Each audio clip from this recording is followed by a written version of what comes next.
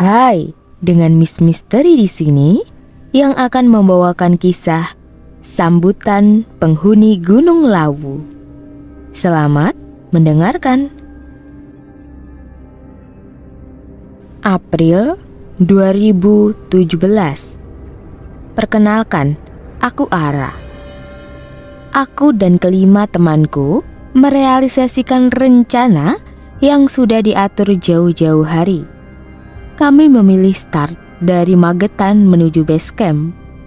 Sesampainya di base camp, kami mengisi perut supaya tenaga lebih kuat ketika mendaki. Dari base camp menuju pos 1, suasana masih terbilang ramai. Kami pun melanjutkan perjalanan menuju ke pos 2. Keadaannya mulai sepi.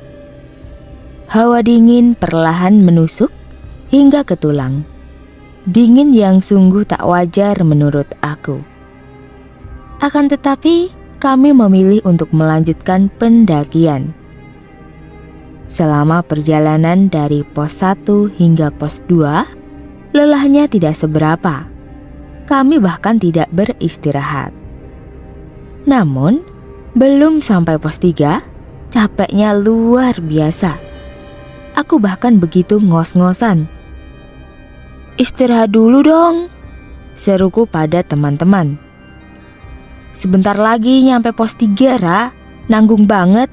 Ayolah lanjut," teriak Mas Ikrom yang berjalan lebih dulu. Mas Ikrom merupakan ketua Mapala. Ia sudah terbiasa nanjak dan melewati berbagai macam rintangan ketika naik gunung. "Ayo Ra, semangat!" Mas Delon yang berada di belakangku ikut menyemangati. Ayo sini Ra." Alin mengulurkan tangan. Sementara Mas Ken dan Mbak Dea sudah berada di atas, beriringan dengan Mas Ikrom. Mau tidak mau, aku ikut melangkah walau sedikit lemas. Tak lama kemudian, kami pun sampai di pos 3. Di sana ada beberapa orang yang sedang istirahat. Rupanya mereka hendak turun. Lama kami mengobrol dengan pendaki yang hendak turun tersebut, bercerita tentang banyak hal. Kemudian kami memasak, makan, mengisi air, dan lainnya. Tak terasa matahari mulai condong. Ah, sial, kami lupa waktu. "Kita lanjut sekarang, sebelum malam kita harus sampai ke pos 5, ujar Mas Ken. "Iya betul," timpal Mbak Dea, yang tak lain adalah istri dari Mas Ken. Ya, dari base camp tadi, rencananya memang seperti itu. Kami harus sampai pos 5 sebelum malam tiba. Gara-gara keasikan ngobrol, kami harus ngebut menuju pos 4. Lagi hawa dingin kembali menyerang. Dingin yang amat sangat dingin. "Ayo cepat!" teriak Mas Ikram yang berada di depan. "Ini udah cepet Mas," sahutku dan Alin bersamaan. "Cepat apanya? Kalian sangat lelet," goda Mbak Dea dan Mas Ken. Ah, mereka memang kompak dalam hal membuli. "Cepat Ra, cepat!" Mas Delon tidak mau ketinggalan. Ia menimpali dari belakang. "Ya Allah, kuatkan hati dan langkahku ini," selorohku yang membuat teman-temanku tertawa. Perjalanan kami tak ada kendala, mulus dan menyenangkan. Akan tetapi, matahari benar-benar akan tenggelam sebentar lagi. Yes, akhirnya sampai juga di pos 4. Mbak Dea dan Alin langsung berbaring di sana. Tampaknya mereka sangat lelah, sama lelahnya denganku. Ya, itu sudah pasti. Sejenak kami beristirahat, usai berpacu dengan waktu, mengisi tenaga dengan masing-masing sebungkus roti. "Guys, ayo lanjut." Kali ini, Mbak Dea seolah menjadi komandan. Suara cempreng Mbak Dea membuat kami tertawa. Hari mulai gelap. Mas Ikram masih menempati posisi pertama, diikuti Mbak Dea. Lalu Mas Ken, Alin, aku, dan Mas Delon berada di paling belakang. Baru beberapa puluh menit melangkah menuju pos 5, kami benar-benar bertemu malam. Malam yang sangat dingin tentunya. Mas Delon, apa ada orang di belakang kita? Tanyaku sedikit berbisik. Hah? Apa, Rah? Mas Delon mendekatkan pendengarannya ke arahku. Coba tengok, apa ada orang di belakang? Tanyaku lagi. Sebentar. Mas Delon menghentikan langkahnya. Aku yang mendengar langkah amat ramai dari belakang mulai ketakutan. Tapi mencoba beranikan diri untuk menoleh ke arah Mas Delon. Gak ada siapa-siapa, Rah, ujarnya sembari menggeleng. Sekilas memang tidak terlihat apa-apa di belakang sana. Hanya saja suara langkah itu seolah terpacu dengan langkah kami. Hei, ayo cepat! Mas Ikram kembali memanggil. Mbak Dea, Mas Ken, dan Alin sudah bersisian dengan Mas Ikram. Jarum jam sudah menunjukkan pukul 18.23. Wah, gimana ini?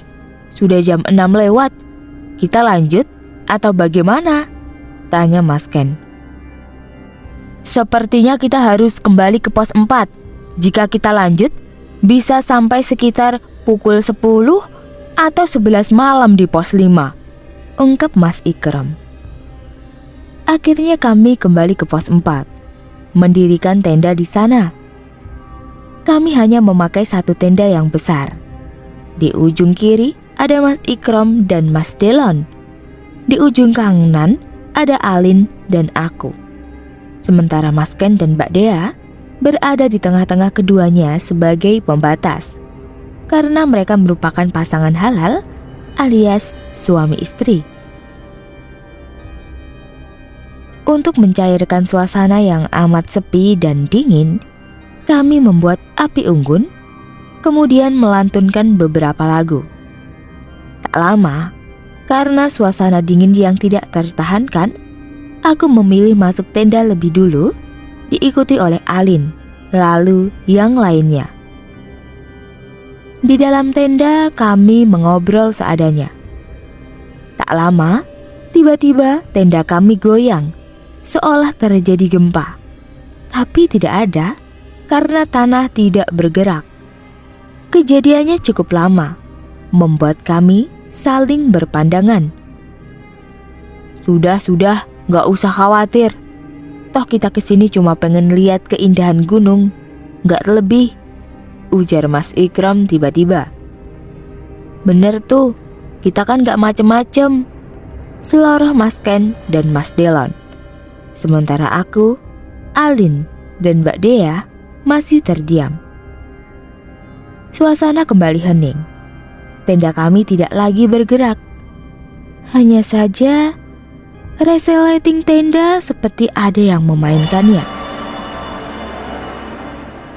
Tutup buka, tutup buka, tutup buka. Bulu kuduku mulai berdiri. Rasa takut tak terelakkan. Aku pikir yang lain pun merasakan demikian.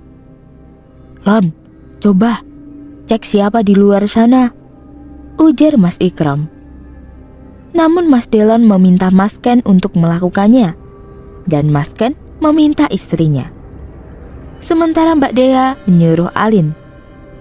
Sialnya, si Alin memintaku untuk menutup resleting tenda yang sudah kebuka. Dengan perasaan tak karuan, aku memberanikan diri. Perlahan aku meraih resleting tenda itu. Ya Allah, astagfirullah. Secepat kilat, aku tarik resleting itu ke atas, lalu menyembunyikan wajahku di balik selimut. Tak peduli dengan pertanyaan teman-temanku.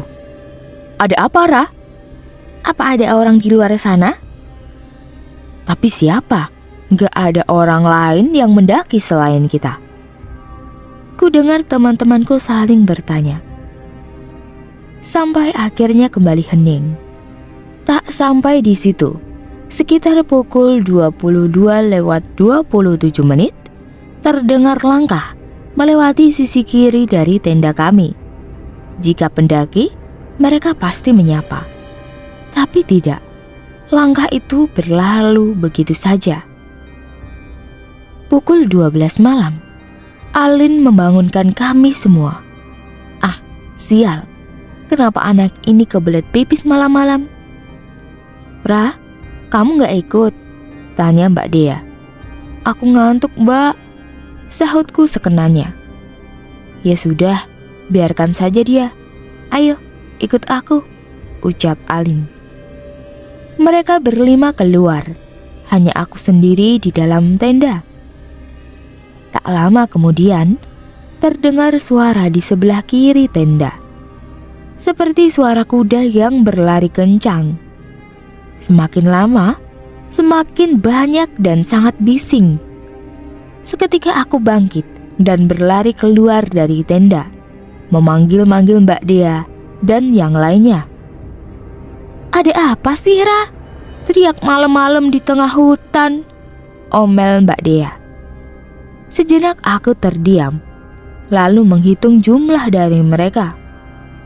Ada apa, Ra? Tanya mereka serempak. Di mana Alin? Seketika mereka menoleh. Alin hilang. Masken bergegas masuk ke tenda, hendak mengambil senter tambahan, dan ternyata Alin? Ah, dasar. Anak itu sudah berada di dalam tenda. Teman-teman segera masuk ke dalam tenda. Aku masih terheran-heran. Kapan Alin kembali? Bukankah sedari tadi aku sendirian? Kami lupa, ini malam Jumat, tepat bulan purnama. Konon, di saat bulan purnama, penghuni Gunung Lawu terbiasa menyambut siapa saja yang datang. Dan kami juga lupa, sewaktu di base camp, dilarang keras kemah di pos 4. Entah apa alasannya, kami datang di waktu yang tidak tepat, juga melanggar aturan yang disampaikan oleh petugas di base camp. Alhasil kami diganggu demikian rupa. Pukul 5 pagi, pendaki lain membangunkan kami. Mereka mengajak untuk nanjak bareng. Mas Ikram setuju, asal turunnya pun harus sama-sama. Dan yes, kami akhirnya melanjutkan perjalanan. Setelah turun gunung, barulah kami saling menginterogasi satu sama lain. Ra, kamu tahu nggak kenapa kami mengajakmu ikut nganterin Alin malam itu? Tanya Mbak Dea. Enggak, emang ada apa? Aku penasaran. Kami lihat ada sosok tinggi besar berdiri tepat di sebelah luar tenda, dekat banget sama kamu, Ra. What? Jahat banget ya kalian, gak maksa aku biar ikut. Aku mencubit perut Mbak Dea. Sebentar, kalian mengantarku nganterin kemana? Tanya Alin dan berhenti meneguk air. Loh, masa lupa sih? Kamu bangunin kita jam 12 malam cuma buat nganterin kamu pipis. Udah gitu balik tenda gak bilang-bilang pula, omel Mbak Dea. Wajah Alin tampak bingung. Sebentar, bukannya aku gak bangunin kalian sama sekali ya? Aku pipis di bawah jam 12 dan gak bangunin kalian karena tidurnya pulas banget. Aku pipis di samping tenda, sendirian lagi, jelas Alin. So, yang kalian anterin itu? Aku menatap Mbak Dea dan yang lainnya secara bergantian. Jangan bilang hantu, teriak Mbak Dea dan Mas Ken. Aku hanya tertawa, diikuti oleh Mas Dylan dan Mas Ikram. Bentar, yang waktu nutup resleting tenda yang terbuka? Sebenarnya kamu lihat apa, Ra? Selidik Alin. Ada cahaya. Cahaya itu mendekat tapi bersuara. Suaranya kayak delman atau gamelan. Tidak hanya itu, Saat aku teriak manggil kalian yang nganterin Alin, aku dengar ada suara kuda berlarian menuju arah pos 5. Dan entah kenapa, aku merasa lebih aman hanya dengan keluar dari tenda. Ungkapku panjang lebar. Aku tidak pernah membangunkan kalian. Yang kalian antar bukan aku. Buktinya aku ada di tenda kan saat kalian kembali? Bantah Alin. Ya. Yang kami antar itu hantu. Puas, celetuk teman-teman.